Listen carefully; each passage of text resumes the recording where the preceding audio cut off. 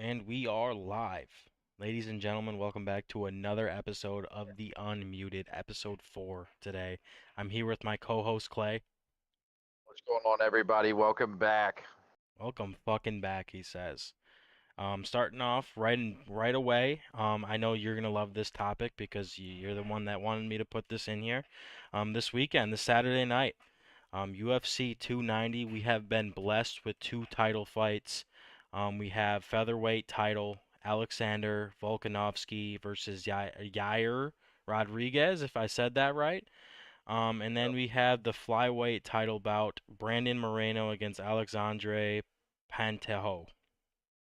I'm always excited to watch Volk fight. I love Volk. Dude looks like he's 3,000 years old, but he's really like 31. I think he should have won his last fight.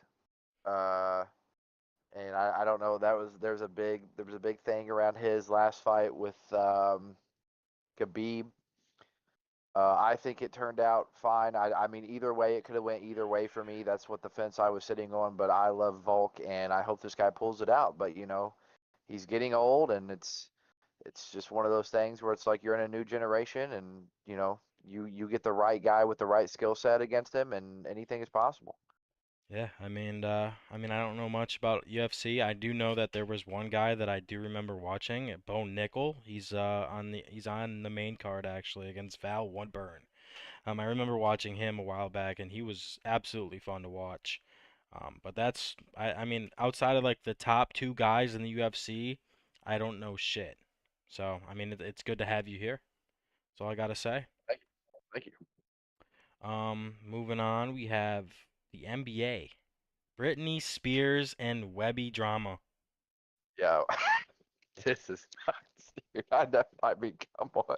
How is this even a thing? Come on, how could I What is not add this in happening, here, dude? bro? I'm just talking about the situation. Like Britney Spears Britney got her Spears, shit knocked out. Britney Spears gets beat up trying to meet Victor Wembanyama. Wait. Like, come on. She got her shit Britney- knocked. I don't know. I don't know what the fuck. It's got to be in here. It has to be. Dude, I think it's so funny. But here's the thing, man. Britney Spears, obviously she's an icon in the music industry, but it is not 2006 anymore. I highly doubt those security guards knew who she was by just looking. These guys are on high alert protecting a high value guy, then they're probably getting paid bag to do this. So they don't, it's not, I'm not going to give shit to the security guards for not being like, oh shit, it's Britney Spears. But what I am going to say is, from what I heard, and if Wimbe's lying, he's fucked. And if Britney Spears is lying, she's an idiot. But from what I heard, Wembe released that she grabbed him or touched him without saying anything, trying to get his attention, and the security guard saw it, and they proceeded to push her away like they would anybody else. I'm if this is true, I'm on Wembe's side here. Britney Spears, mind your business. It's no long. It's your era is over with. Um, Nobody wants your milkshake in the yard. Definitely Wembe does not want your milkshake in the yard. You're like 48, so keep it to yourself.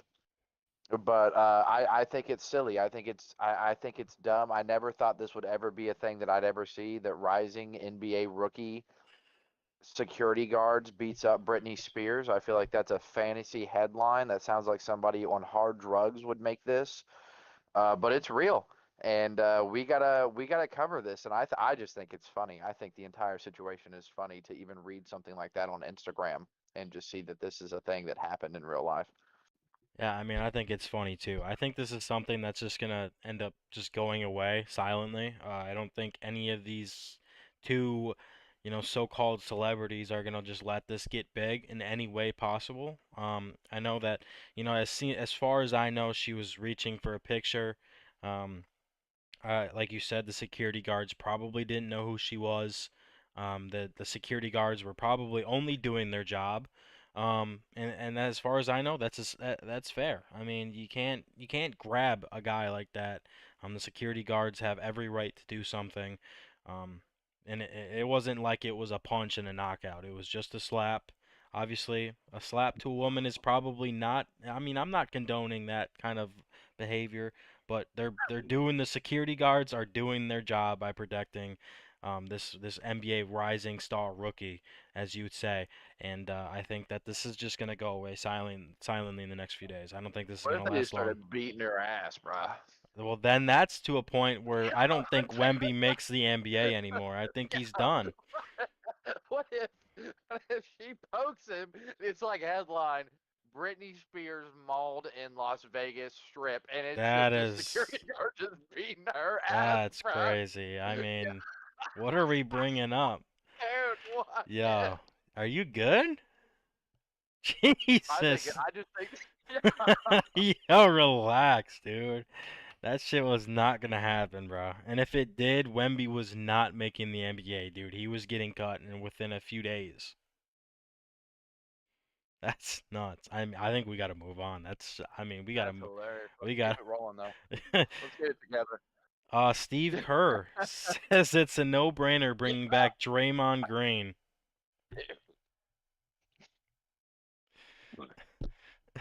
The Warriors bringing back Yeah. Draymond Green on a 4-year, $100 million deal.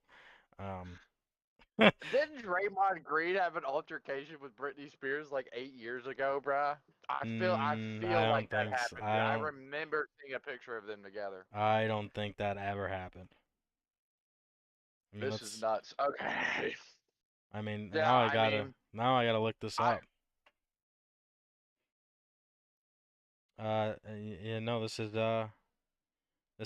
a thing.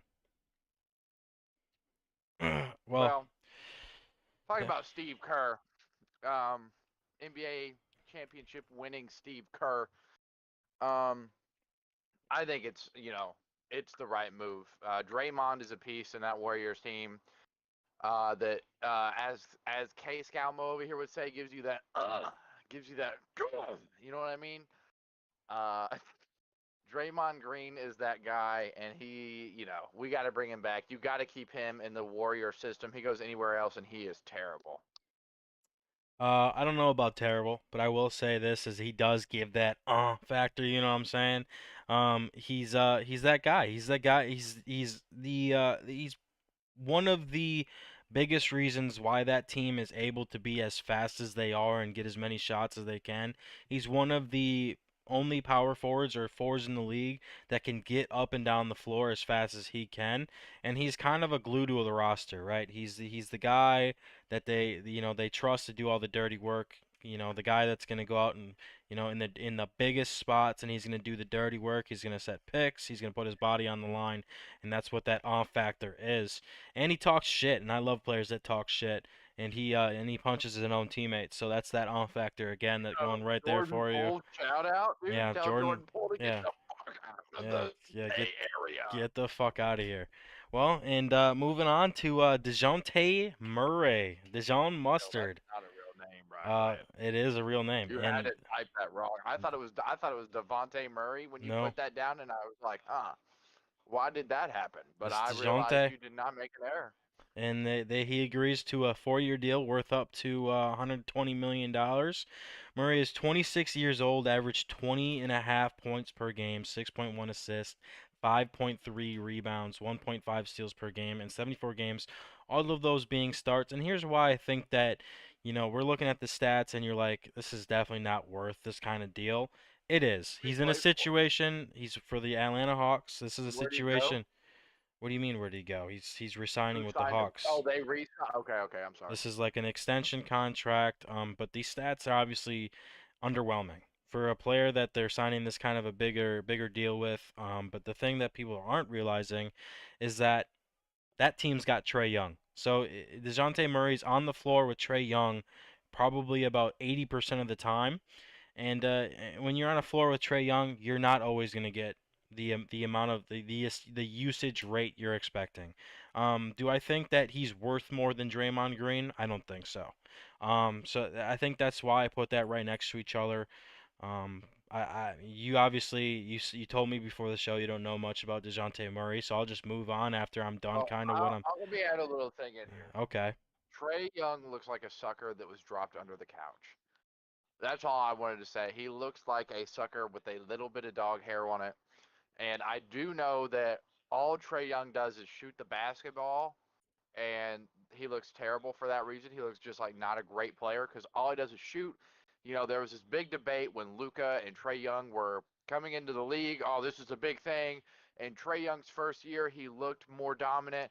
Now he's just here to be here. He talks a lot of trash. He's 5'3", 14 pounds. He's not a big dude. I think that for the too expensive, but I think it's the right spot for this guy to be at. I don't think he should be anywhere else but Atlanta. I think they could have probably have went cheaper unless somebody else was like offering just as much of a competitive contract. But I think that they need this guy on the team. This guy he's reliable enough that if Trae Young starts busting and Trae Young is bringing this team the money because Atlanta has a whole lot of nothing else to offer and anything else ever, they need to keep him looking good. AK, they need to keep Atlanta winning, and this guy is just one of those mesh puzzle pieces to at least let the team win if Trae Young sucks dong. Well, moving on, it's the Suns acquired three second-round picks from the Memphis Grizzlies. This is only just kind of like this is one of those things, people were saying that they have no control of any of their picks until 2030, which is nuts. They went out and got picks, and I don't think they're going to use these picks. These are simply, assets they're going to use either this year or next year to bring in another player to try to make this a super team if this doesn't work out. That's just their position that they are in right now, and that's what the worth of those second round picks are for them. I think they need to trade those second round picks for picks in the future because, in other words, if they don't, they're going to be 117 years on average age on that team until they get a first round draft pick. Well, I mean, yeah, yeah, it's just it's one of those things that's just a trade asset for them. Moving on, the 76ers bring back Montrezl Harrell on a one-year deal. He averaged 5.6 points per game last year, 2.8 rebounds in 57 games, behind MVP and league scoring champion. And the reason I put that in there is because I like Harrell's game. He's an on-factor player at that center position, and he's one of those guys that's going to lay his body out in the line. I think he's a great player to bring in, and when Joel Embiid's got needs a rest. Yeah, this dude is hideous. This guy is ugly and he is gross. Um, I don't know. I think that didn't I don't know, man. I think that it's whatever. I mean, this is just one of those signings that's like, okay, who cares?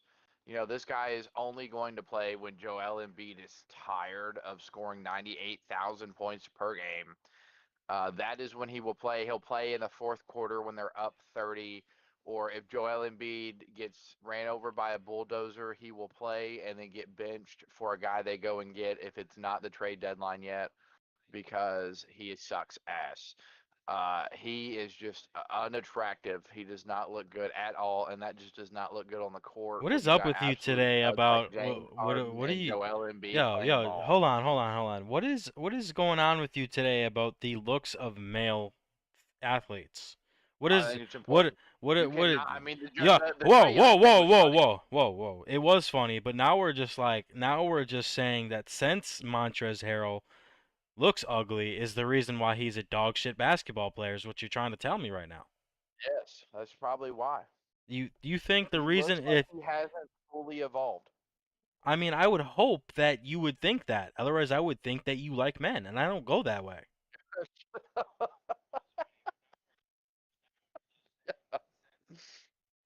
No, I think this is just one of those signings. It's like whatever.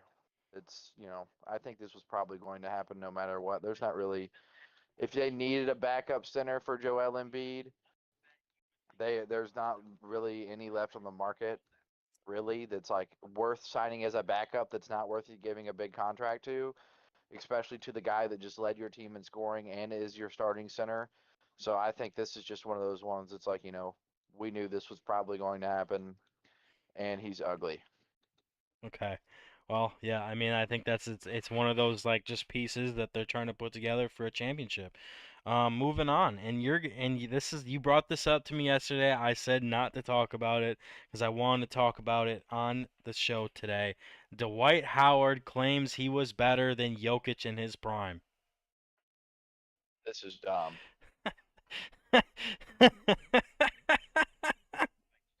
Oh my God. I mean, yeah, I think it's I saw a couple of comments on this. I mean, people were clowning Dwight Howard. They were like, "Well, then that means that Jokic has another 13 years of basketball left, and then he's going to go play in the Taiwanese G League."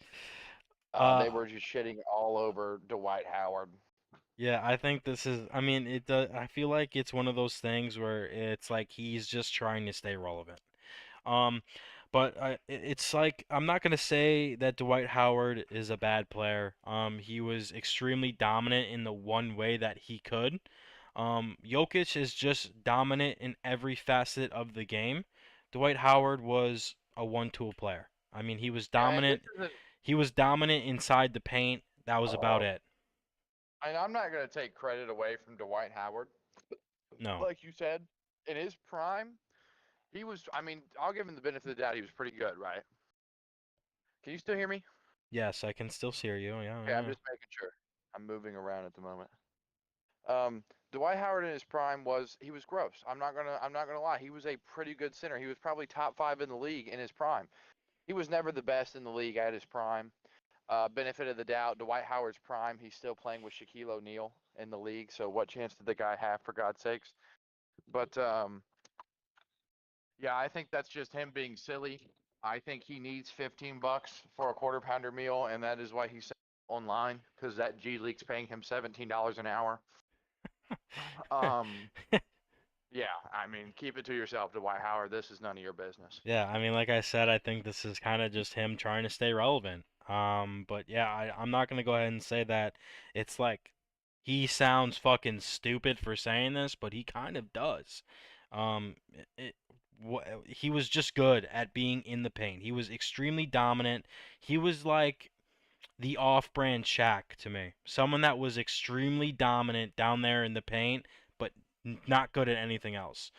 But yeah, moving on, we got the NFL. Mark Ingram joins Fox Sports as an analyst, and I just want to say, this is strictly an entertainment stunt. I don't think Mark Ingram actually knows a thing about football. I think he's funny as fuck. I think this is like a Fox Sports thing. Yeah, we want to bring this guy in. He's gonna entertain the audience. Yeah, I mean, I don't mind the new wave of announcers. Greg Olson makes me sleepy, so let's get that guy out of here. But Robert Griffin is one of the greatest announcers right now. He's hilarious. He knows ball. He has no left kneecap. He's a funny guy to watch do analysis. But Mark Ingram, he doesn't even know who plays in the Super Bowl. I mean, he doesn't know anything. He's just funny. He's going to make funny remarks about players. Oh, I played with this guy and he did this, something to keep everybody entertained so Joe Buck does not put me to sleep trying to tell me everything that Patrick Mahomes has done. So I don't think it's that big of a problem. I don't. I guess it's fun, but I hope this doesn't start a new wave of every mediocre player with a personality tries to become an NFL announcer, because then it just gets to be too much. Yeah, I mean, moving on. That's really all I gotta say. I think this is an entertainment stunt. This is from my home team. Uh, Dallas Cowboys signed USFL, whatever league that is, standout Brandon Aubrey to compete for the starting kicker spot. Here's what I'm gonna say about this. Um, can we please just stop signing people from other leagues to come be our kicker? This is an issue. We beat the Buccaneers without a kicker in the playoffs last year. He missed every single extra point there was in that game. This is just embarrassing to me at this point, along with the entire team. We just draft a kicker and develop the guy. That's all I want. Yeah, I mean, I could play kicker for the Dallas Cowboys over Greg Zerline. I mean, I'm going to give him the benefit of the doubt. Well, it wasn't Greg Greg Zerline. Zerline, who was your kicker? Brett Maher. Oh, that's terrible. Yeah, I mean, you guys are gonna go sign Justin Reed from the Chiefs to play kicker. Yeah, I I mean, don't know what's going to we happen. might have to. We might have to. But moving on, we got a little bit of a sad story. Mississippi State, great Johnny Cooks, Colts second round or second overall pick in 1982 dies at the age of 64. He was a Super Bowl champ, a second overall pick. I didn't know much about him, obviously. I wasn't even alive to watch him. So, but yeah, losing great players is definitely something that, hurts the NFL and the history of the NFL as a whole. Yeah, may he rest in peace. Yeah, may I he don't know rest anything in about him peace. either. Me neither, but I I think mean, it's my just mom was born a year before this guy was drafted, so yeah, this is something that I just bring in here just to say rest in peace. And then we got a topic that I think that we're both gonna really like, and I think this might end up being a little bit of a debate. This is something that I'm just gonna go ahead and ask you outright. Obviously, this is gonna take some time, but I want to know who your top 10 players in the NFL are right now in order. like off of last season performance or just currently still playing. Currently still playing. My number one best player in the NFL right now is Aaron Donald. He is number one. He is the best player in the NFL. He is the greatest defensive tackle of all time. Uh, Aaron Donald is easily my number one selection for this pick. My number two selection is Patrick Mahomes. Already, I mean, this dude is gross. He is easily he competes with number one on this list, but the greatest defensive tackle all time is a hard competition to beat out. When Aaron Donald retires, it is a clear cut. Patrick Mahomes is the best player in football. After that, at number three, I think I'm going to have to slide in Aaron Rodgers, being left over to be the third greatest player in this league that is still left playing. He is gross. He's a great quarterback in the regular season. He performed in the playoffs once, maybe twice, but other than that, he just is not as dominant as Patrick Mahomes or Aaron Donald. I mean, when you're a defensive tackle and you single-handedly win your team a Super Bowl, that's saying a lot. Um, I'm gonna say number four. Oh, wow, this is where it gets hard. Mm, Jesus. Oh God. You don't want to be Number like, four, I'm going to put Zach Martin wow, of the Dallas Cowboys. He's wow. a top five guard of all time, and I think everybody disses on that. He's a top five guard of all time, and at number five, I'm going to put Trent Williams. That he is a top. He's probably a top 10 tackle of all time. Maybe by the end of his career, he'll be a top five tackle of all time, and I would throw him over Zach Martin. But both of those guys are just phenomenal at their position. Both of these guys will be going to the Hall of Fame at their position. If I and then I'm at number six now. God, this is ridiculous. Um, numbers. Oh God. Number six, I'm going to go Travis Kelsey. Travis Kelsey will probably end his career as the greatest tight end of all time. He might even be higher than Zach Martin. He might be in that four spot. But I think that Travis Kelsey has had a lot of opportunity to be great. Zach Martin has been a part of an O line that made some running back seasons look like the greatest ever. He's always been there for the Cowboys, but I think by the end of all these guys' career, I think Travis Kelsey will be over these two guys. At number seven, I am going to put Fletcher Cox.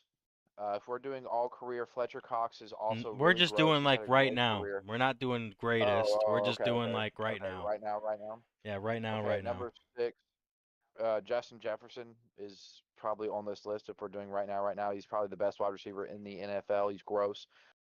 Um, number eight, hmm, hmm, Derrick Henry. He's gross. He's had a gross career. Even after getting injured, he comes back off an injury and still rushes for almost 1,600 yards. That's nuts. League leader was 1,650 yards, and Derrick Henry was maybe 100 behind in 5 games less. He easily gets 2,000 rushing yards that season if he's not coming back off injury. Number 9, I'm going to do Devontae Adams. Uh, the best footwork in the NFL is easily Devontae Adams. I think his skill set can make any team's wide receiver core just that much better, make any team's quarterback that much better, make the entire offense just that much better. He's definitely there, but I think if you were ranking these guys and what they are for their position and what they're doing for their position and their involvement in their position, I don't think Devontae Adams is going to be up there until the. I mean, he's got maybe 5 or 6 more years before Devontae Adams ends a top 10 wide receiver of all time. And at number 10, I am going to do mm, Hmm. Christian McCaffrey at Okay. number 10. He is gross. Yeah. He is gross. His hands are phenomenal.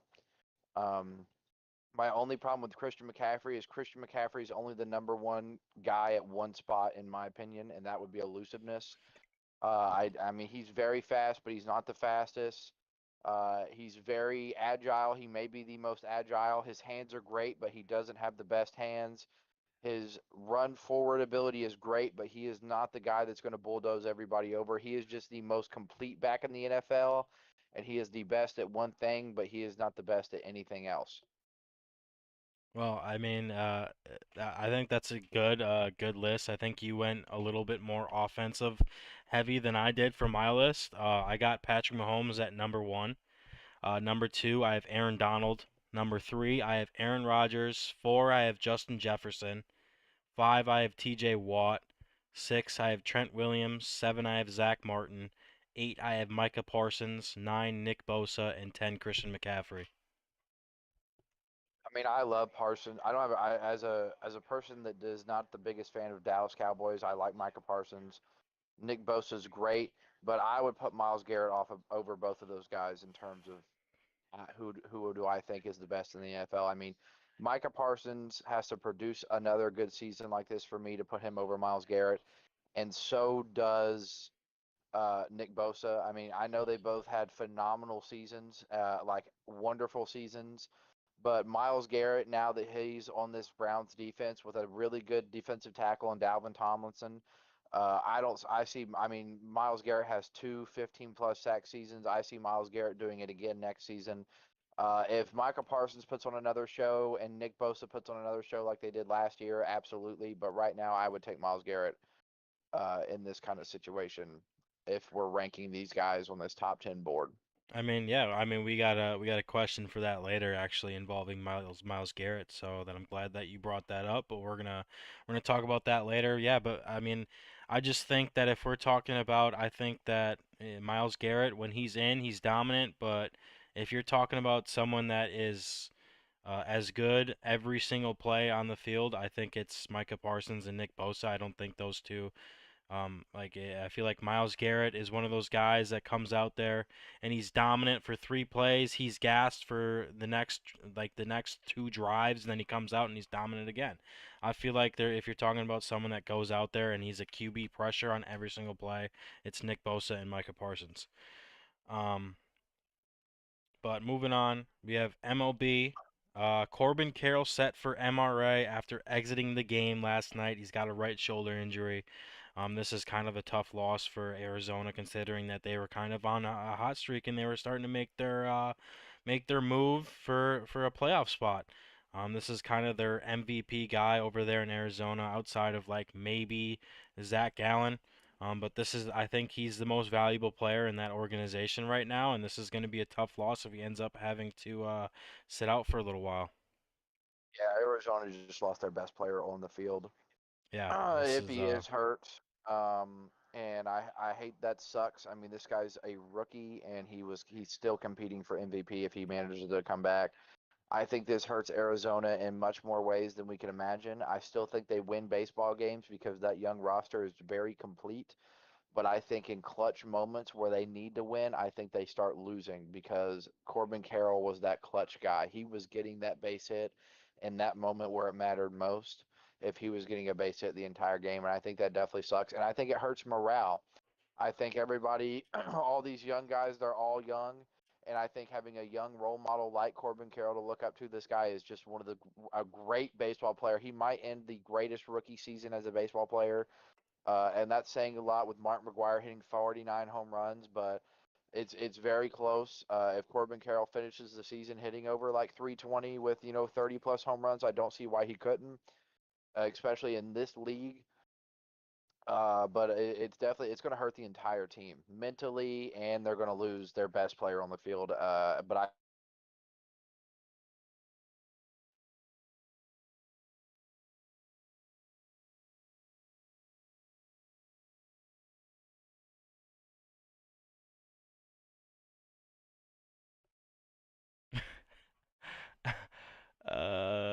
Seems as if we have some technical difficulties.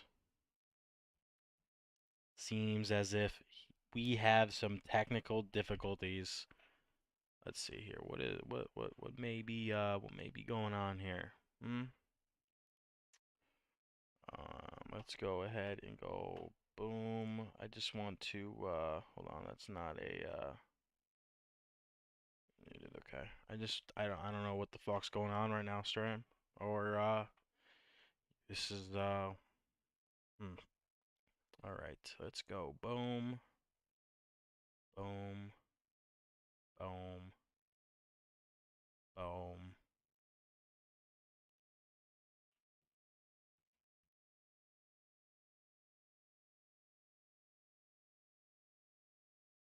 Yeah, we lost him. I don't know what happened.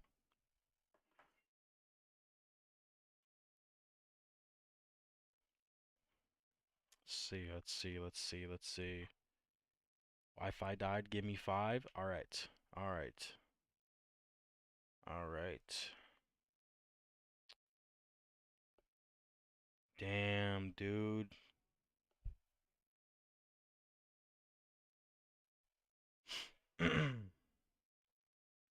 sorry everybody, my cat um, started Not chewing the off my fucking arm. cat. I mean, he is silly. That is just nuts. I mean, what the fuck is he doing? He's a goofy guy. What Yeah, can I I say? mean, the Corbin Carroll loss is definitely something that is a tough loss for Arizona. He's, like you said, having one of the best rookie seasons we've ever seen. Moving on, this is a little bit of a funny one. Baltimore Orioles manager ejected from the game yesterday. They were beating the Yankees 14 nothing, and he got ejected. He was bored. He had to be bored. I added that they were up 2 touchdowns in football terms. That is a ridiculous amount to be up in a baseball game. The Yankees were absolutely getting shit on. But yeah, to get ejected in a game being up 14-0, you either had to be bored or that's got to be the most embarrassing thing that ever happened in your career. What are we arguing? Your team is up 14 nothing. I guarantee you, the thing that you were arguing probably has no had no ability to allow the Yankees to come back and win that game. I just don't The think that. pitcher's using too much tack. Make him use more. We got to win more. Yeah, I mean that is something that is a funny thing to me, and I think that I had to put it in there. I think it's funny. Astros put Jose Altuve on the IL again, this is going to last through the All-Star break, so he's going to be out for about 2 weeks. 2 weeks. This is getting to a point where we might just have to see Jose Altuve put it up. Yeah, I think this is the last year for Jose Altuve. Phenomenal baseball player. I know the team cheated. Will go down in history as one of the greatest, probably Hall of Fame. He'll go down as a top 10 shortstop of all time. Is he a second baseman or a shortstop? Second baseman. He will go down as a top 10 second baseman of all time, like him or not. But I think it's time to see this guy go to bed. I think he needs some Benadryl and a nightgown from the Scrooge, and I think it's time to hit the hay. Yeah, I mean that is definitely a thing that I think that needs to be talked about with his family and his agency in this off season. But he is a player that I will have to say myself that I'm never gonna count out.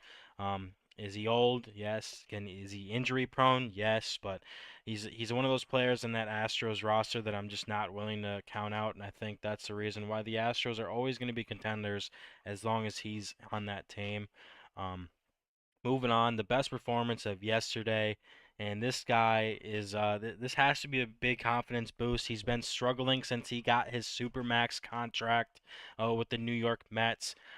Francisco Lindor last night went 5 for 5, three extra base hits, two triples, and a home run.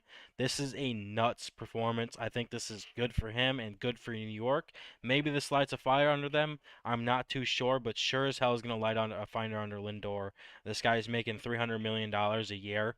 I just don't see why he's not performing to the ability, and this just goes back to giving players contracts, and they stop giving a fuck.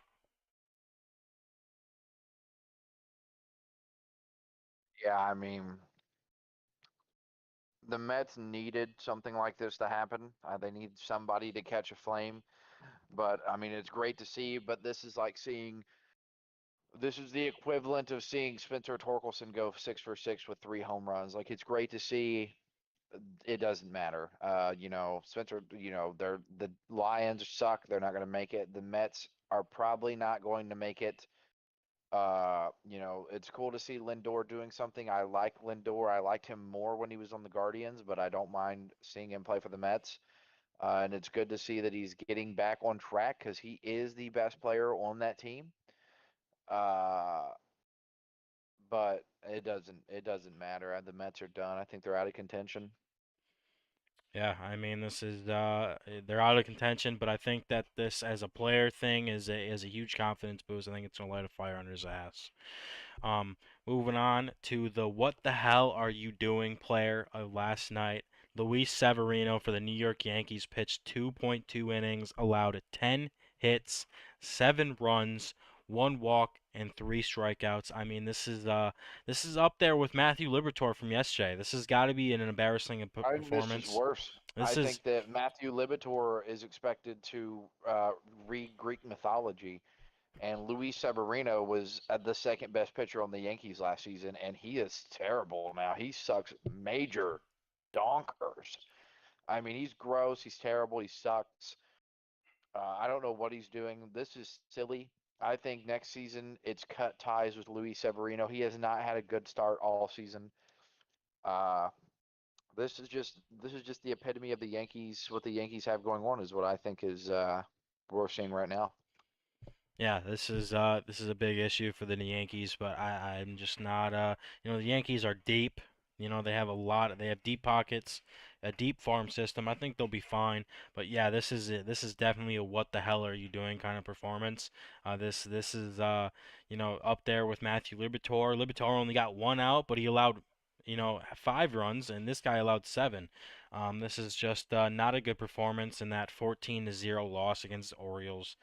Severino allowed half those runs. That is just not a great performance. And you put me out there, I'll probably pitch better. Yeah. Moving on to the Let's Debate segment. We got another start bench cut over from the NFL. Um, from these three, Miles Garrett, Nick Bosa, and T.J. Watt. Um, this is tough. But It's I a good think there's a one. clear starter. I think there's a clear starter, and that's where this makes it tough. I think T.J. Watt is your clear starter. We're talking if healthy. He might be the greatest blitzing edge of all time if healthy. If healthy, he may end there. I know we got Lawrence Taylor. Lawrence Taylor played way more linebacker spot, like in terms of actually playing a little bit of coverage than TJ Watt ever will. I mean, we've already got two 16, 17 plus sack seasons. He's already climbing a leaderboard. I think it's silly not to have a fully healthy TJ Watt on this leaderboard. But Nick Bosa and Miles Garrett is where it gets tough. And my only reason why I'm taking Miles Garrett to bench and cutting Nick Bosa is because Nick Bosa has not played long enough yet for me to put him over Miles Garrett. Well, yeah, I mean, yeah, I think that TJ Watt is also my clear starter. I'm gonna have to bench Nick Bosa. I think, I like I mean, this said, is silly. What are you saying? I mean, Quit doing this is what I'm telling you. I told you this earlier in the show. Miles Garrett is a guy that's gonna go out there and be dominant for 3 plays, and then he's gonna be gassed for 2 drives. He's done. it. He had And 18 and a half sacks one season. Yeah, I mean, again, he's dominant for 3 plays, and he's done for a whole drive. He's it's the next time the defense goes out on the field, he's dominant again. Nick Bosa is one of those guys, and T.J. Watt's one of those guys where they're good every single play. Myles Garrett is good for 30% of the drive, but he is damn good in I that mean, I 30%. also think I think another thing is with Miles Garrett and all this is I think that the Browns usually have the worst defense out of these three guys, and the Browns definitely have the worst D line out of these three guys. Because I mean, other than Miles Garrett, when he had his 18 and a half sack season, he had Jadeveon Clowney, and he was terrible that year, and he was terrible the next year, and now he's a free agent. Um, I just think that Miles Garrett produces a lot more for being that guy that's the only guy on that D line. When you go to the Steelers, you got TJ Watt and Cameron Hayward, and you go to the 49ers, and you have the greatest. I mean, you have three relic angels playing defensive line and possibly Moses. Um, so I think that Miles Garrett produces a lot more with what he has compared to these guys. I mean, yeah, I'm not denying that. Other than TJ Watt, obviously. I mean, I don't care how good your defense is. If you're letting a guy get 22 and a half sacks, I mean, he's just silly. I mean, yeah, I mean, I'm not denying Myles Garrett isn't good, and it may or may not have anything to do with how good that defense is or how bad that defense is. I just think if we're talking in a statistic where like there's QB pressures, I'm looking at it right now. Myles Garrett and QB pressures is not anywhere near the likes of Hassan Reddick, Micah Parsons, Nick Bosa, and T.J. Watt. So I mean that's where I'm getting the where he goes out there for 30% of the drive and is just the one of This the is most another problem dominant is players. two But of these guys are the same position, one of these guys are not. Like TJ Watt's a linebacker and Garrett and Bosa are both defensive ends. And TJ Watt is, I mean, if you put him on a 40-yard stretch against both of these guys, he's dusting them. So I think that it's a hard comparison when you're putting TJ Watt in this because TJ Watt is blitzing this tackle off the edge, and he is so much faster than all these other tackles, and he's just getting around. Garrett and Bosa are both using moves and or bulldozing these guys.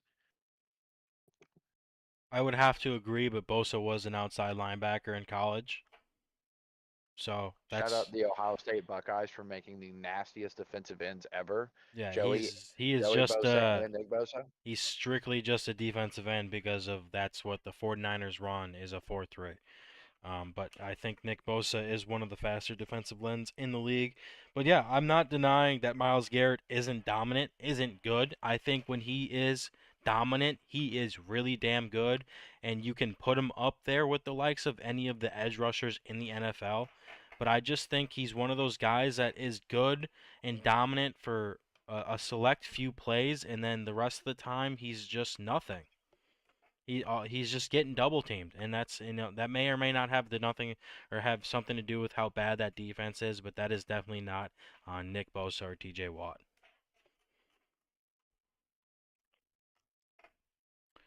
Moving on, we have another kind of a nice NFL question. These are all NFL questions, by the way. What second-year running back will have a breakout year this year? This is amongst the likes of Isaiah Pacheco, Kenneth Walker the second, Brees Hall, James Cook, and Damian Pierce.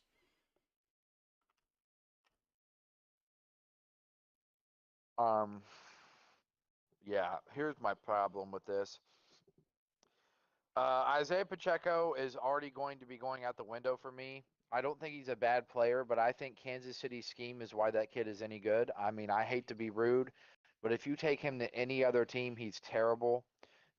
When you have to worry about Patrick Mahomes, you don't even care about the run game. You could care less about what's happening on in the backfield with the run game. And Pacheco's going to be still splitting carries, I think. And if he's going to be splitting, he might be getting majority of 60-40. But I don't think this is what I mean, and he almost had 1,000 yards last season. I mean, a breakout season for this guy is going to be 11, 1,200 plus, and I don't see that happening. I like Kenneth Walker and Brees Hall, but Brees Hall coming off this injury is scary. And I do keep seeing things online about the Jets are still in pursuit for Dalvin Cook if Miami does not take him. Um, Kenneth Walker, Damian Pierce, breakout season.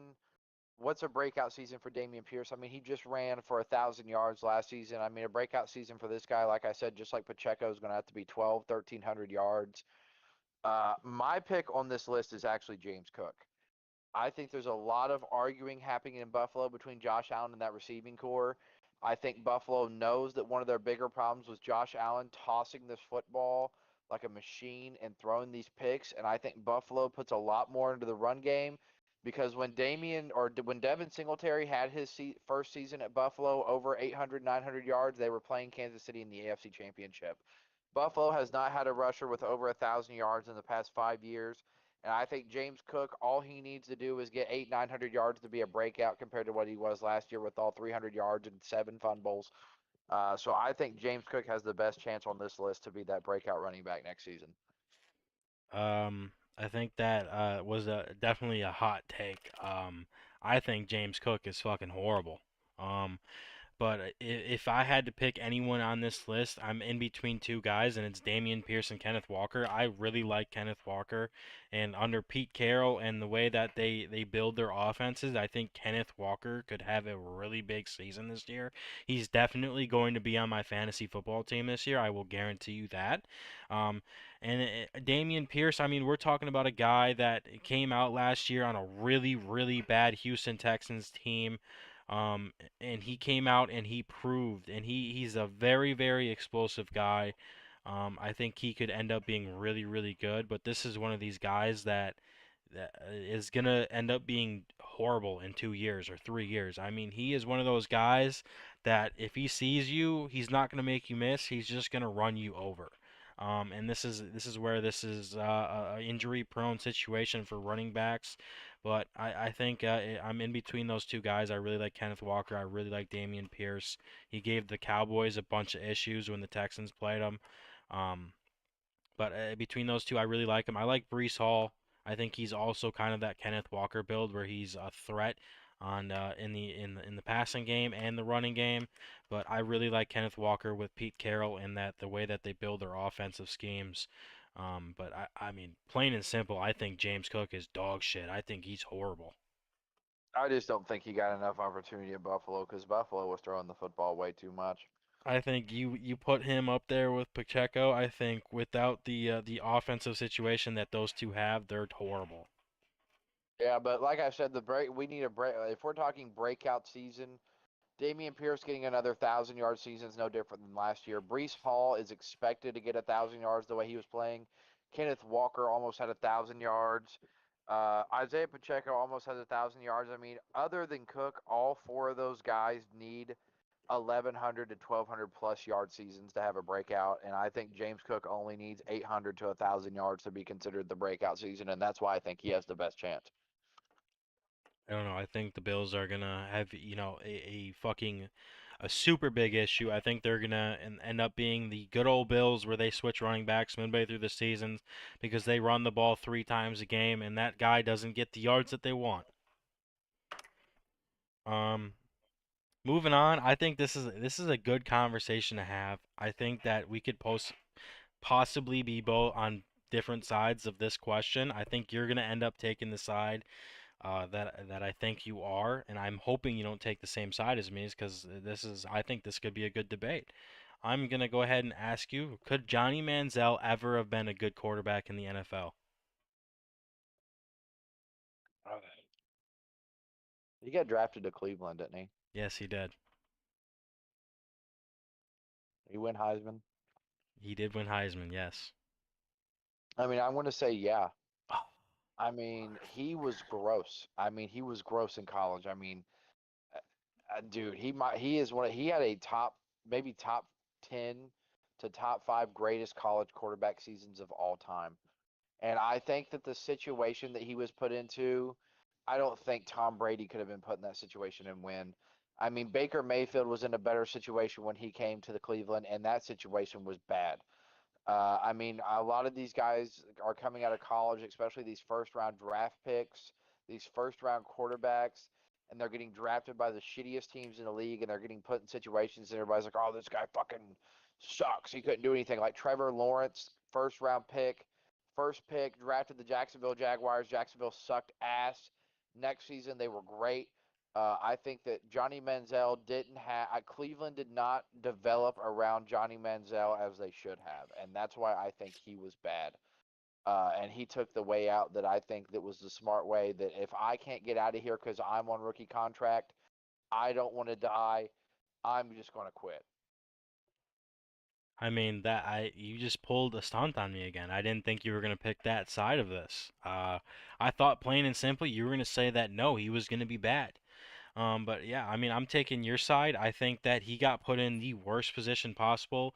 He got put in a position where he had no opportunity to have a role model. This guy was coming from a big party school. He just won the Heisman. He just had one of the greatest seasons in college football history. And he came into a situation where he was the first overall pick, and I think that might have been the worst thing that could have ever happened for this kind of kid. He used all that money. He partied his fucking career away. But it's just as much as the Cleveland Browns' fault as it is as Johnny Football's. This is a situation where I think that if they didn't end up taking him, he may have went late in the tens, maybe early in the tens, or maybe even earlier than that. I think it would have been good for him, but that first overall pick signing bonus probably ruined this guy's career. This guy wanted to go out and party. He had no role model in Cleveland to ever tell him what to do, tell him what's right and what's wrong. And this kid, he was fucking hoes and drinking beer. I mean, there's no way you can be a good NFL quarterback if that's what your weekday nights are looking like instead of watching film or getting to know the other team or getting to know your teammates better. But I do truly believe if he was in any other situation in the NFL, it could have been with another bad team, with someone that could have role modeled this kid and taught him how to be an NFL quarterback in the best way he can on and off the field. I think he could have been gross. Yeah, I agree. Well, that was great. Good job. Good job, Clay. Good job. Today in sports history. 1948, the Cleveland Indians stunned the MLB by signing 42-year-old veteran Negro legend or league's pitcher Satchel Paige.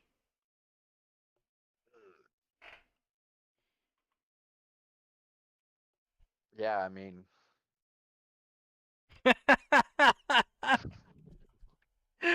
Oh my God. Oh, that yo. you just ruined it. Are you good? Yeah, I'm just thinking about it. I mean, I remember doing these challenges on MLB The Show with his old ass, and he threw like a max of 86. I don't. I mean, I heard that his first start was like really good. He played like 6 innings somehow and played really well, and then never played another game. I mean, that's just nuts. I mean, what are we doing? I mean, yeah, that's I thought that was pretty cool, but you fell asleep mid saying that. It's time for the trivia. Oh, you got to go first today. I went first yesterday. We can arrange that. We can definitely arrange that. Uh, my questions are a little bit harder today. I'm gonna try to get you on 0 and 3 Mine today. are easy, bro, dude. What? I'm gonna try getting you on Well, 0 and 3 today. all Um, right. First question: Who is the all-time sacks leader for the Raiders? Howie Long. Wrong. Damn. Greg Townsend with 107.5 sacks. Get out of here with that. That's not even a real person. Who led the MLB in strikeouts in 2020? Let me think. Who won the World Series in 2020? The Dodgers. I'm gonna go with Jacob DeGrom. Wrong. Shane Bieber. Wow, Yeah, that's that's gross. unexpected, huh? This Mm. one, this one I'm throwing in there because this is gonna be, this is a great question. What is the name of the Philadelphia Eagles home stadium? Oh no, what? I don't know. It's two. What? Oh shit.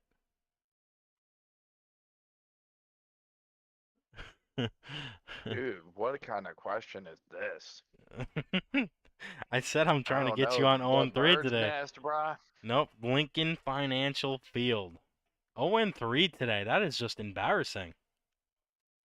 Well, let's go right here. You ready? Yeah, I'm ready. I'm good to go. Who led the Dallas Cowboys in 2018 for targets?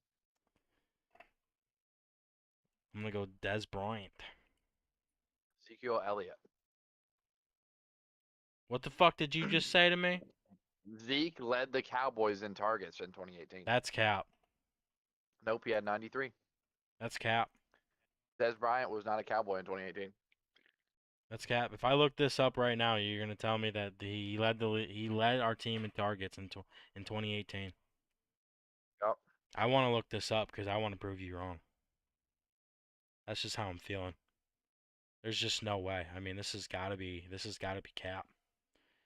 Gotta be cap. Let's see here. You could be right though. This might be one of those years where wow, he actually led the team in targets. That is nuts. I mean, what the fuck were we doing this year? Cole Beasley and Amari Cooper was on this team with Michael Gallup. We made the playoffs this year. We didn't have a single 1,000-yard receiver. Oh my No, you did not. God. That is nuts. What are we Zeke, doing? Zeke ran like 1,500 yards that season. Yeah, that's nuts. That's nuts. All right, Now what's this one's one? going to be kind of tough. This is the tough one. Oh, let's hear it. Who has the most points for the Trailblazers in history? Clyde Now this Drexler. is tough because nobody knows anything about Portland. I'm gonna go Clyde Drexler. Damian Lillard That's so fucking with annoying. 19,376. Ugh. All right, here we go. Now see, this is the one you don't get. Who has the most receiving yards in Cowboys history? The most receiving yards in Cowboys history. Yep. Um, I mean, I'm in between two guys right now. Well, one guy's in the Hall of Fame that you're probably thinking of. Um,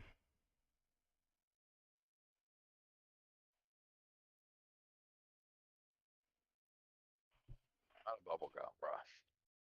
I'm actually mad about it. it can't be Michael Irvin. There's no way it's Michael Irvin. Irvin. Um,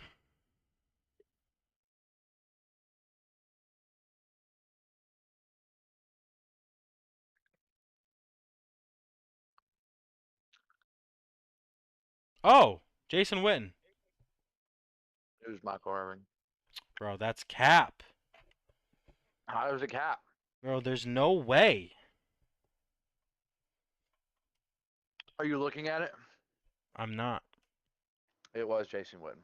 How many do you think he had? I'm gonna guess somewhere around 15,000 or 16,000. No, he actually only had 12,000. That's kind of Michael nuts. Irving was number two and only had like 11.6K. Really poverty franchise for passing, but like I said, Jerry Jones thinks it's 1914 and everybody should run the football. So let's draft and let's build the entire team around what I say and let's run the football. Which Oh, never works. it's just cap. We actually won all three of our Super Bowls in the 90s by passing the ball with Troy Aikman, so. Troy Aikman fucking blew. Oh my god. Troy Aikman might have been as good as Tony Romo. Oh my God, dude. I can't get away from it. I should just never relieve myself as a Dallas Cowboys fan to anybody. I mean, and this Yeah, is you like, need and with you and Damian Lillard, you need to get it together over there. I mean, we said Clyde Drexler for the Portland Trailblazers scoring leader. What are I we mean, doing? I mean, Clyde Drexler's a good guess. I'm not saying he wasn't bad, but I mean, if you ask me to name any Portland Trailblazer, it's going to be Damian Lillard and only Damian Lillard. I And don't he know. leads them in almost every statistic. Literally almost every statistic but blocks. Anything defensively. Yeah, I mean, I think that was, I think you were trying to like get me on some like crazy ass trick question. That's what I was getting at right there.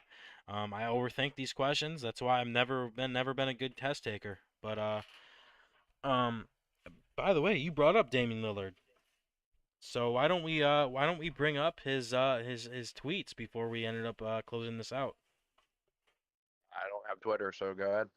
Well, you were the one that told me about his tweets last night about how he's amazed of Oh, how dude, much people somewhere on don't Instagram. know. Yeah, people don't know anything about anything, and you know what I think that means? I think that means that what you said with him going to where? Oh my God, I've blanked. Where did you say he was going to go? Where? No, where did you say that Damian Lillard you thought he was going to go? Miami. I think that is what he's referring to because that's what everybody online says. That's what all these analysts are picking as number one. That's what everybody in the comments are picking, and then he tweets that. I think that's him shoving off Miami. I think it's the 3,000 replies that he has on his tweet of him saying that he's an unloyal piece of shit and people want him to retire. Nobody cares. That Portland has treated him with the utmost respect his entire career.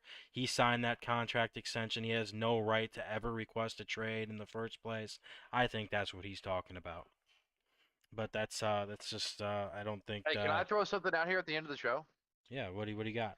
So MLB tweeted the 2011 Future Stars lineup, Mm-hmm. and I want you to hear this and tell me if this is gross or not. Let's hear it. Devin Mesoraco at catcher. That guy was a dog at Cincinnati for a couple years. Paul Goldschmidt at first, Altuve at second, Machado at short, Arenado at third, Will Myers in the outfield, Starling Marte in the outfield, and Bryce Harper in the outfield. I mean that's pretty gross. They also posted the 2015 Future Stars game. Gary Sanchez at catcher, Matt Olson at first, Ozzy Albies at second, Trey Turner at second, Devers at third, Conforto in the outfield, Nimmo in the outfield, Aaron Judge in the outfield, Kyle Schwarber at DH, Blake Snell at starting pitcher. I think that the first team that you said is the better team.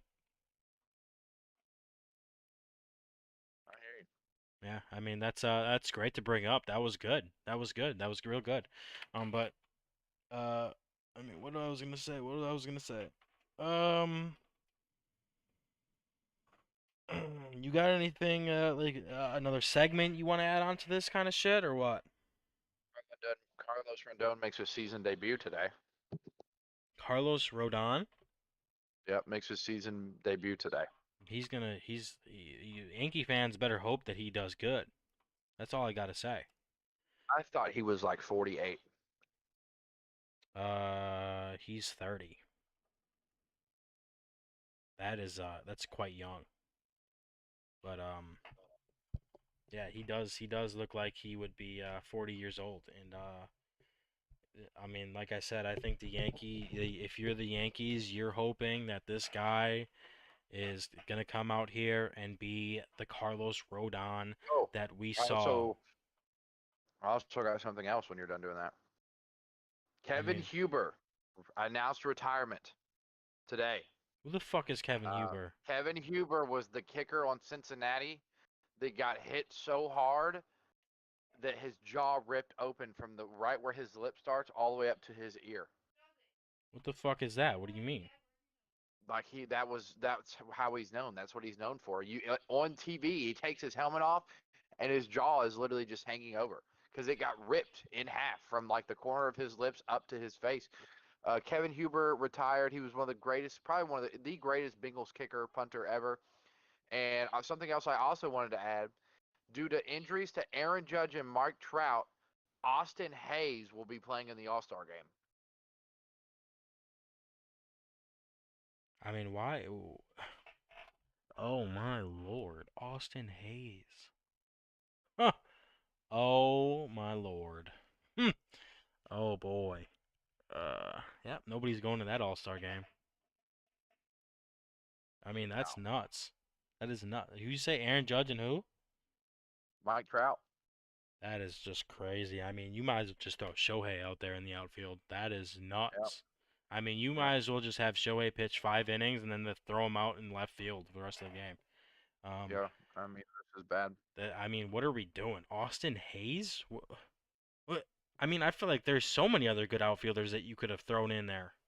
I mean, that is nuts.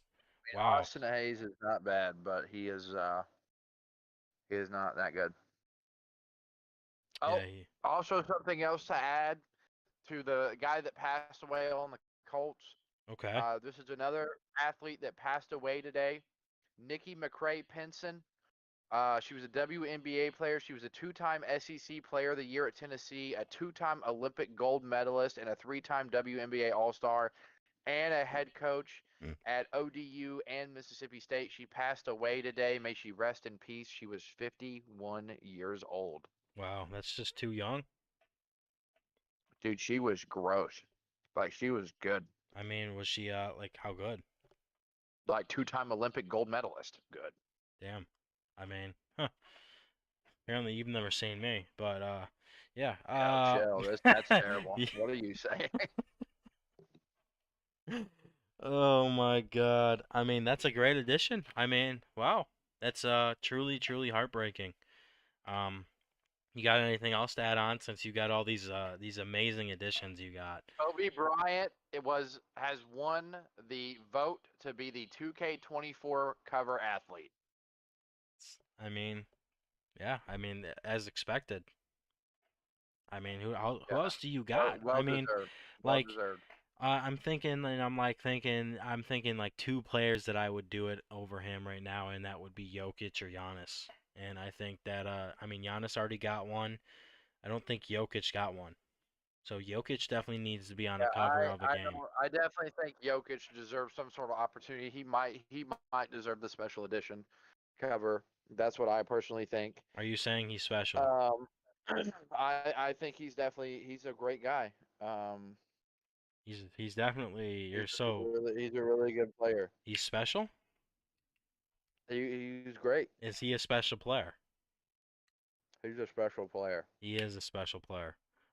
Yeah, I think that Jokic definitely deserves a cover of a video game. He is I have a debate topic for you on the season okay. What right do we now. got? What do we got? Ending segment. You got to pick a closer. Who are you taking? Felix Bautista or Johan Duran? Felix Bautista. I'm gonna hit you with some stats though. Bautista 103 games, so 103 innings pitched. Duran 87. Batista 1.88 ERA. Duran 1.79 ERA. Bautista 169 Ks. Duran 132 Ks. Duran 20 saves. Batista 38 saves. I mean, I don't think that this could even be a question. I'm going Bautista, and it's not. I don't think it's even close. I'm not gonna argue against that. I think Bautista is the better closer, and you could say all day that Duran strikes out at a higher rate. Bautista is just better. Duran, the issue with Duran is horrible in big moments. He has really bad command issues. He can't throw strikes in big moments. It has a big part of him throwing a 98-mile-an-hour split finger. I mean, that is just nuts. Just slow down and throw strikes. But yeah, you got is that your last one? I'd like to throw it out there that the Houston Rockets are slowly canceling their order on Dylan Brooks. They're regretting the decision, and it is not finalized, and he is not. Did you end up buying all the land out there so he has nowhere to live? He's going home. He's where is he going? Where's his home? San Antonio. San Antonio? Are you sure it's not Shanghai? Yep. Is it time for him to learn? Is it time for him to learn Chinese yet? I think it's about time. I would also have another topic. Comparing Shohei Ohtani's June 2023 month to Babe Ruth's month of June in 1919. Babe Ruth had a 385 average, a 500 OPB, 667 slugging, 4 home runs, 16 RBIs, 52 total bases, with 43 innings pitched, a 2.5 ERA, 19 walks, and 8 strikeouts. Shohei Ohtani this month has a 392 average, 492 OBP, 972 slugging with 15 home runs, 29 RBIs, 99 total bases, 30 innings pitched, 3.26 ERA, 11 walks, 37 Ks. You, ladies and gentlemen, are watching the greatest baseball player of all time play baseball. Enjoy it. I mean, yeah, I think that's a great point. I think that Babe Ruth's better pitching in that month does not make up for the fact that Shohei had a better month for hitting for slugging and for the fact that he's got more total bases and is still hitting for a better average. So I think that there's no doubt in my mind that it was the greatest month in MLB history. And I think if you ask me in 3 years who the greatest MLB player ever to live or baseball player to ever live in all time, it's going to be Shohei, and I don't think it's going to be close. I don't even think he needs to win a ring. Yeah, he's man, I don't know what to say. This sounds like extreme glazing, but I mean, can we lie? What are we doing? Um, What's we got glazing? another thing going on. I mean, riding the dong of this man Who's riding the is dong? glazing. Me of Does Shohei Ohtani. does he even have a dong? Get him undressed. Get him undressed. You want to see the dong. I'm ready. You want to see what she can't Um, say. Okay. I'm ready. So I am now on to my next topic of the pod. Okay, what's the topic? Uh, MLB released their power hitters a couple days ago, and I'm looking at some of these, and I agree to disagree on a couple of these guys. Luis Arias should not be a power. He's not a power hitter. It's They not put power him in here hitting. because you have to. Listen, it's hitter power rankings. Well, I'm not going to say that, but Luis Arias should be over Ronald Acuna Jr. That's all I'm saying. I think you're mixing up that because it says power in there. It's just hitter power ranking. It's the best hitter, not Well, the best power Arias should hitters. be over. So this is what we got. We got Freddie Freeman at 10. We are already wrong. Juan Soto at 9. We're already wrong. Luis Robert over both of these guys is already wrong. Mookie Betts at 7. Corey Seager at 6. Whatever. Corbin Carroll at 5. Whatever. Olson at 4. Whatever. Arias at 3. He should be 2. Acuna at 2. Shohei Ohtani at 1. I think right now, my top three hitters, if I had to put them on power rankings, my top three right now is Luis Arias, Ronald Acuna, and Corey Seager. Shohei at four. I mean, I guess ball. You know what I mean? Mm-hmm. I mean, is that a hot take, you think? Or I mean, I think Corey Seager is top three for sure right now. I definitely think he's gross, but I don't think he's a better hitter than Corbin Carroll. I think Corbin Carroll is just getting shit on because he's a rookie. If Corbin Carroll was like 6 years deep in the MLB and a really popular name, he would be third. I mean, we'll compare their month or this month stats to back to back right here. That's what I mean. Corbin Carroll's hitting 290 overall right now. I think Corey Seager is hitting like 365 overall. So I mean, let's I think take Corbin Carroll's in the 300s, I believe. Corbin Carroll's hitting 290 on the season right now. Here's another good statistic, adding to your Nick Bosa fandom. Let's keep going here. Hold on, This is we're the not changing the 2020. subject. We're not changing the subject. Oh, okay, Okay, hold okay, on, hold okay, on. okay. I'm not gonna do the month of July because Corbin Carroll's only got 4 games in the month of July. We're gonna do the month of June where he's got 103 at bats. He's hitting 291, 8 home runs, 22 RBIs. Now let's take a look at the month of June for Corey Seager. Now, do you want to change your opinion on Corbin Carroll being a better hitter than Corey Seager right now, or do you want to keep it? I mean, that list is based on the season, and No, that's only month unfortunately, of June. Only the Corey month of Seager June. was not here for the season. Only the month of There's June. a reason. There's a reason why Corbin Carroll is fifth and Corey Seager is not. So yeah, you go tell the MLB they're wrong too. Why you're telling me? I mean, I'm just giving you the statistics. You care so much about statistics, so I'm just going to give you the statistics. I gave you the Opinion. month of June for Corbin Carroll, the month of June for Corey Seager in 106 at bats. So three more than Corbin Carroll. He hit 368. Corbin Carroll hit 291. Corey Seager had 5 home runs. Corbin Carroll had 8. So Corbin Carroll beats him out there.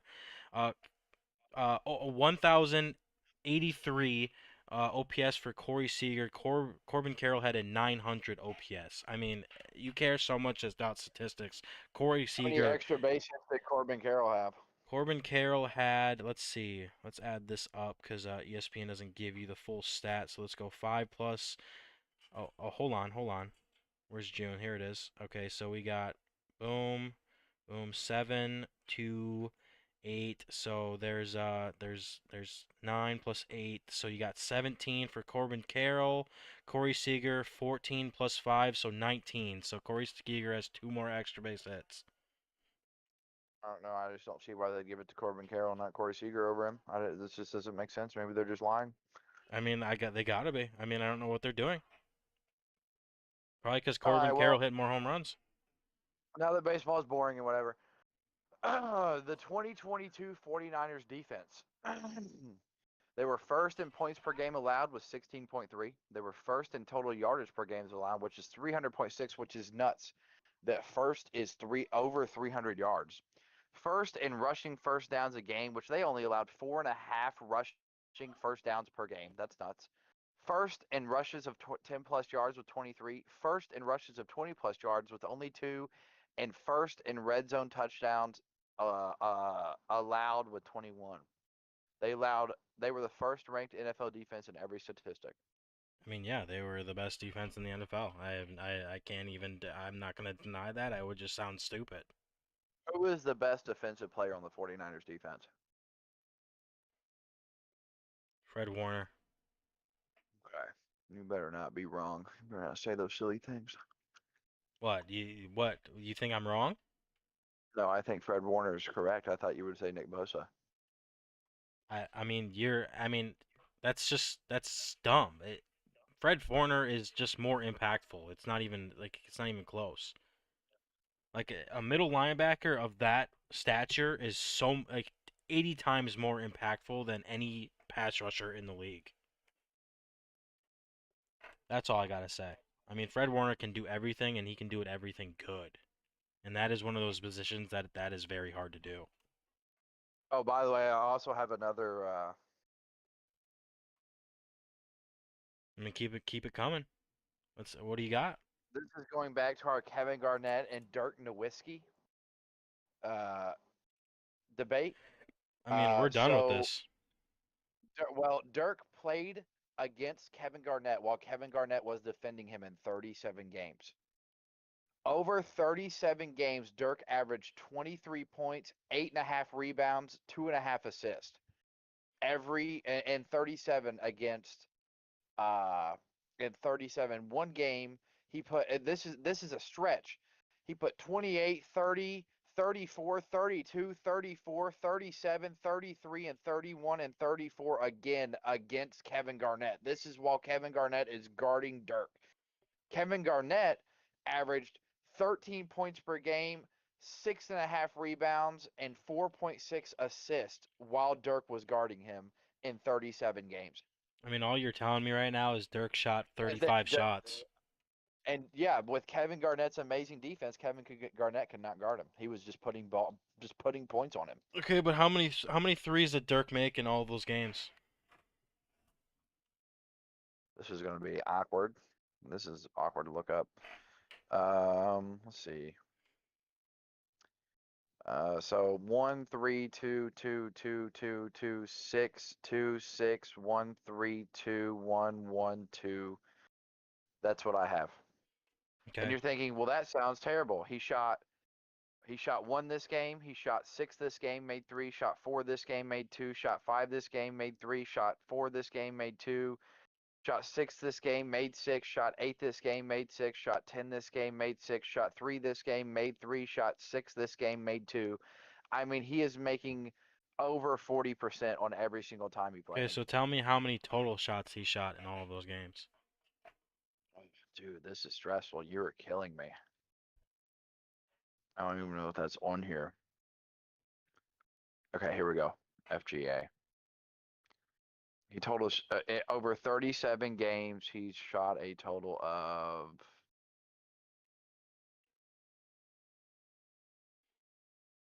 627 shots. So how many a game? 19 or 16. 16.6 a game. That's not even bad. That's a lot of I shots. mean, that's not a lot of 16 shots a game is not a lot of shots when you're scoring 30, 33, 37, 34, 32, 34, 24, 21, 30, 28. I mean, the lowest scoring game he ever played against playing Kevin Garnett was 15. And he only played 17 minutes of that game.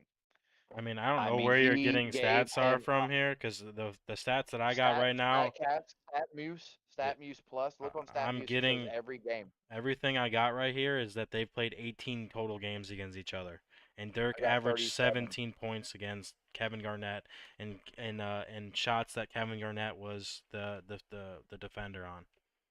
I've got 37 against Kevin Garnett, and he averaged. Let's see. Let me go here. This is minutes, average 38 minutes a game, 23.1 points per game, 8.2 rebounds, 2.1 assists, 6.6 blocks, which that doesn't matter. 16.9 shots per game. But he was making at least about he was making like 47, 46% against him. He was shooting 40% from three against him. He shot a total of 133 pointers and made 52. So I'm on this page right here. Someone replied on the ESPN post that I got this Kevin Garnett thing from Dirk Nowitzki, and it says Dirk averaged 20.7 points per game in 19 games against Kevin Garnett, averaged 7.5 rebounds, 2.4 assists, zero point 0.8 steals, zero point 0.8 blocks, 1.6 turnovers, shot 47%, shot 38% from three, and shot 87% from the free throw line. Kevin Garnett averaged 17.8 points per game, 10 rebounds, 3.7 assists, 1.3 steals, 1.4 blocks, 2.2 turnovers, and 49.7% field goal percentage and 78% from the free throw line. So Kevin Garnett is outbeating Dirk in every single stat except for turnovers, points, and 3-point percentage. Well, we knew this already. This is something that we already said that Kevin Garnett was playing better defensively. Yeah, I know, but I'm saying that this post from this guy, it says that there's only 19 games that Kevin Garnett and Dirk played against each other in. Oh, I see this ESPN post. I didn't even see this like till 2 days ago. Dirk, he led the championship and did not form a super team to win one. Um, this guy took KG, who won the 2011 chip by himself. Um, KG defensive stats. Um, Dirks gave KG buckets every single time they played, especially in the playoffs. Oh, dude, they played in the playoffs? Dude, I didn't even know that. Dirk played against KG 3 times in the playoffs. Mm-hmm. Dirk cooked him in the playoffs. Uh, Dirk was 24, 8, and 2 against KG in the playoffs. And my girlfriend is calling me. This is stressful. You close it out. All right. All right, ladies and gentlemen, that's going to do it for episode 4 of the Unmuted. Appreciate everybody coming out, and that's it.